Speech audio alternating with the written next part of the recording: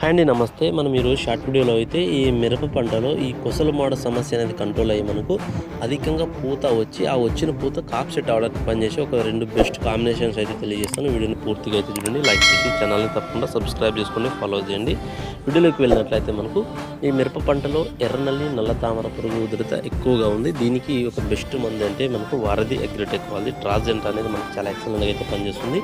ఇది ఎర్రనల్లి నల్ల తామర పురుగుని కంట్రోల్ చేసి మనకు పూత అధికంగా రావడానికి, గ్రోతింగ్ రావడానికి పనిచేయడం జరుగుతుంది. సో ఇది వచ్చిన పూత కాప్ సెట్ అయ్యడానికి ఇది చాలా ఎక్సలెంట్గా అయితే పనిచేస్తుంది. దీని కాంబినేషన్లో మీరు ఏరిస్ కంపెనీకి అగ్రోమిన్ మ్యాక్స్ అయితే అందించండి.